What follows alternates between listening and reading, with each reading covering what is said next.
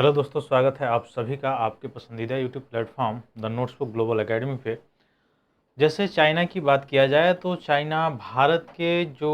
निकटवर्ती सीमावर्ती जो राज्य हैं, राज्य किया जाए या सीमावर्ती जो आपको दिखाई देंगे जो पड़ोसी देश हैं, उनके पास अपना पैर पसारता हुआ नज़र आ रहा है। ऐसा कोई नया बात नहीं है कि आज का या आज के डेट में ऐसा हो रहा है, लेकिन पहले के नज़र में आप देखेंगे तो पहले केवल एक ही देश में उसका प्रभुत्व था, एक ही देश में ज़्यादा प्रत्यक्ष रूप से इन्वॉल्व हुआ करता था। अब आपको दिखाई देगा कि यह चाइना, पाकिस्तान के साथ अभी कुछ समय पहले हम लोगों ने देखा था बांग्लादेश, और बांग्लादेश के बाद अब जो है आपको दिखाई देगा कि म्यांमार में यह मल्टी मॉडल प्रोजेक्ट जो है वो बनाने का काम कर रहा है। अब आप सोचेंगे कि आखिर चाइना डेवलपमेंट कर रहा है किसी अन्य कंट्री में, इससे भारत को क्या दिक्कत है, भारत को क्या कंसर्न है? तो भारत को दिक्कत ये है कि जैसे ग्वादर पोर्ट का डेवलपमेंट करवाया या डेवलप किया पाकिस्तान में, उसके बाद से आपने देखा होगा चाइना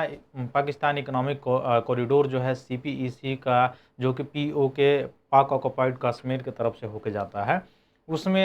ये भी देखने को मिला कि हालांकि उसकी पॉलिसी भी यही है कि जैसे श्रीलंका में जो पोर्ट थे उन पोर्ट को पहले क्या किया, डेवलप किया, डेवलप करने के बाद से उसको कंगाल बनाया, उसके पास वह चुकता करने के लिए, पे करने के लिए पैसे नहीं थे, उसके बाद से उसके लैंड को एक्वायर कर लिया। ठीक वही पाकिस्तान की वही हाल है। पाकिस्तान में जो अर्थव्यवस्था है उसमें आपको दिखाई देगा कि ये सारी चीज़ें कहीं ना कहीं जो रोड मैप दिया हुआ है चाइना से कनेक्ट करने का ग्वादर पोर्ट पे, और ग्वादर पोर्ट को पूरा डेवलपमेंट जो चाइना किया है उसका भी सोच वही है, और वहाँ से वो दो चीज़ों को कवर करेगा। एक ईरान जो हॉर्मुज जल संधि है वहाँ पे नज़र डालेगा, और दूसरा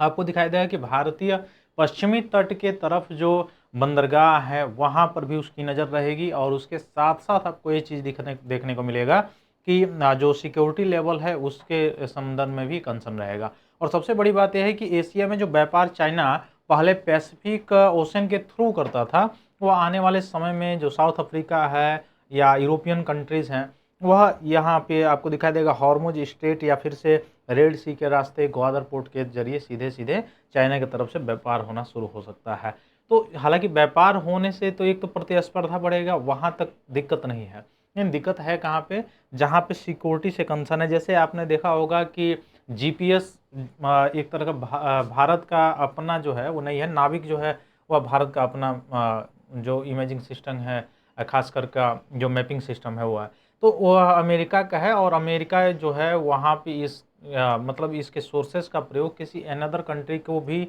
दिया है, और पहले भी दिया है और दे भी सकता है। ठीक वैसे ही चाइना अगर यहाँ पे अपना अड्डा बनाता है, बेस बनाता है, तो आने वाले समय में जैसे आपने देखा होगा कि कुछ समय पहले, एक वर्ष पहले जो पाकिस्तान से युद्ध शुरू हुआ था, उस समय जो है नौसेना जो है जल के माध्यम से वहाँ पे पनडुब्बियों के माध्यम से वहाँ पे नज़र बनाए हुए थे, तो कहीं ना कहीं वहाँ के मतलब ग्वादर पोर्ट के तरफ से वहाँ से कहीं न कहीं नज़र बैठाया जा सकता है, बनाया जा सकता है। भारत के पूरे पश्चिमी तट पे नज़र बैठाया जा सकता है। दूसरी चीज़ आपको दिखाई देगा कि बांग्लादेश में उसका जो बे ऑफ बंगाल में एक आइसलैंड है, जो कि डेवलपमेंट करने के लिए यूएसए पहले मांग कर रहा था, फिर शेख हसीना के कार्यकाल में यही चाइना मांग किया हुआ था, और मांग करने के बाद से आपको दिखाई देगा कि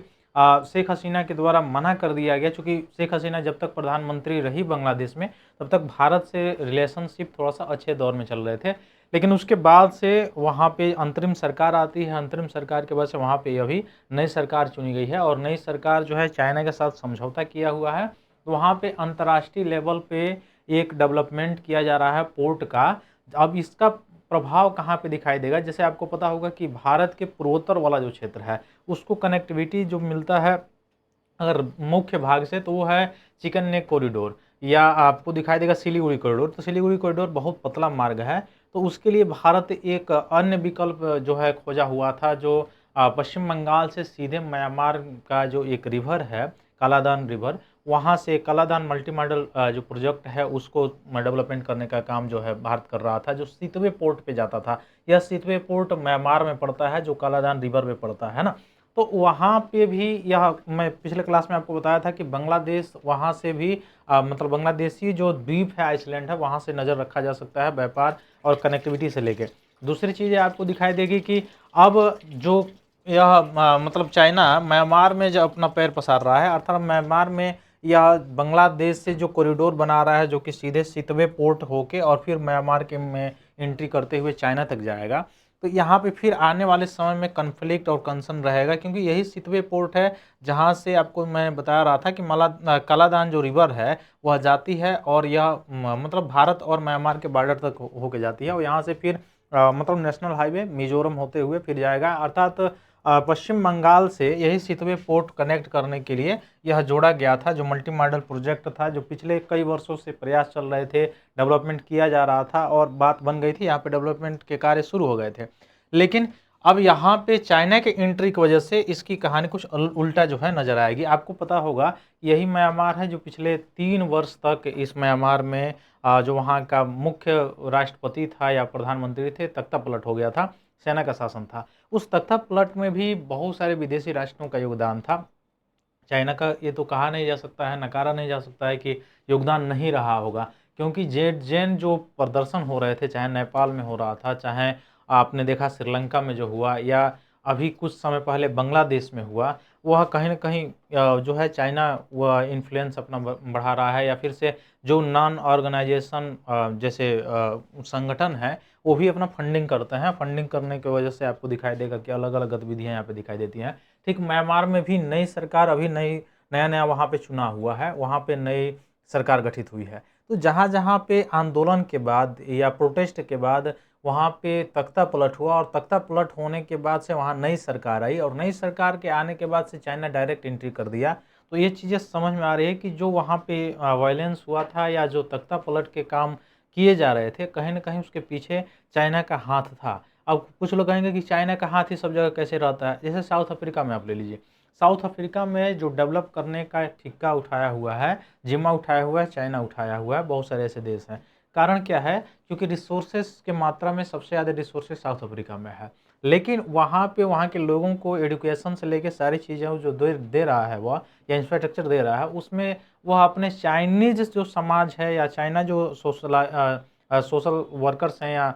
आपको दिखाई देगा जो वहाँ के सामाजिक गतिविधियाँ हैं या सांस्कृतिक है, उसको बढ़ावा देने के लिए वो कार्य कर रहा है। अर्थात वहाँ के लोगों को चाइना के सांस्कृतिक में ढालने की कोशिश कर रहा है, ताकि आगे आने वाले समय में उनको लीडरशिप के रूप में प्रयोग करके फिर वहाँ पर भी तख्ता पलट या वहाँ पे जो है चाइना की पॉलिसी है वो लागू किया जा सके और चाइना का ट्रेड से लेके सारी चीज़ें वह मुख्य रूप से आसान हो जाए। अभी अमेरिका जैसे देश आपने देखा होगा पिछले समय डोनाल्ड ट्रंप के द्वारा जो टैरिफ लगाए गए थे, उस पे क्रॉस टैरिफ लगा दिया डायरेक्ट चाइना। क्यों? एक समय था कि यह चाइना मतलब उतने बड़े लेवल पे रॉ मटेरियल्स या मैन्युफैक्चरिंग इतने बड़े लेवल पे इसके पास नहीं थे। लेकिन आज इसको जो इसके पास बड़े लेवल पे जो मैन्युफैक्चरिंग हब है, उसका कहीं कहीं न कहीं कारण जो है यूरोपियन कंट्रीज़ और जो वेस्ट है, वह रसिया के चक्कर में चाइना को उभरने का मौका दे दिए। अर्थात रसिया को ये लोग हराने के लिए या रसिया को कमज़ोर करने के लिए ये लोग चाइना से ध्यान भटका के रसिया पे अभी भी आपने देखा होगा 2022-23 से लगभग जो कॉन्फ्लिक्ट है यूक्रेन और रसिया का वो चल रहा है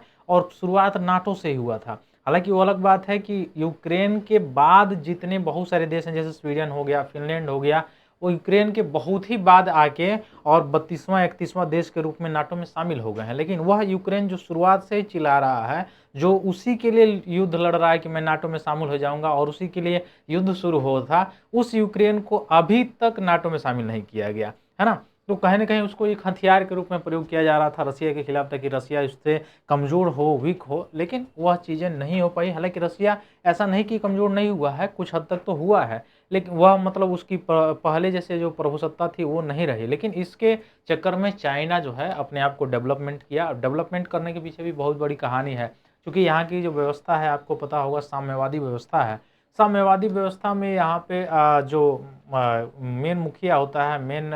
जो लीडर होता है, वह आपको दिखाई देगा कि जैसे